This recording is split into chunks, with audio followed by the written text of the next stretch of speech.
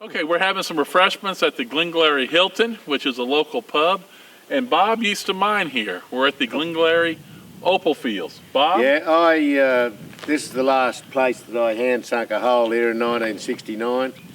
We were just probably 100 metres over there, 40-foot hole by hand with the windlass. And this was all hand dug then, and we were the first people here with a blower, which is one of those things that you saw. It was a lot smaller and it was a lot different. It was the first generation of blowers, and this is about the second or third. That's about the third generation blowers. Now, and these, if you see these higher hills, they were because we had hoists, and you'd wind the dirt up and just dump it out there. None of the dirt was washed in those days. No one. Some of the blokes in the ridge were washing in the knobby fields, but out here it was all very, very slow work. It was all done by hand, so you saw every little bit of seam that came through.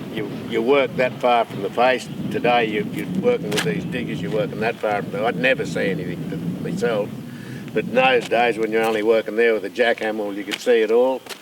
And all that area down through there, I suppose it's from the fence line out there to where the last claim there that got Opal in it, I suppose, was 6 claims or 50-metre claims, so it'll be about 300 metres long and about 2.5 metres wide. A lot of those claims in there produced Opal. 2 of them were really good claims. So even when you find a field, if you're on the edge of it, it's like being on the edge of everything else. That's the edge is the edge. But in those days, there's a lot of dirt. You'll see looking through there that there's still a bit of this higher dirt left. There's another higher one through there.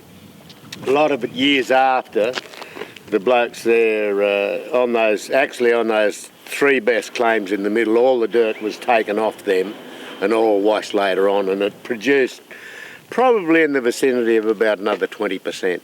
When they washed that dirt out of those claims. So that's the famous Glengary field. And through the fence, you'll see the fence line down there behind the SS shed. There's nothing here then. We were actually the first people on the field here.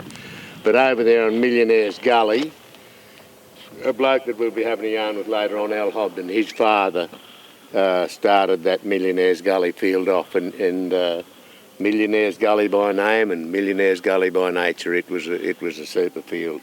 Probably only 5 claims, but really wall-to-wall Opal. It was beautiful. Very, very good. All right, thank you.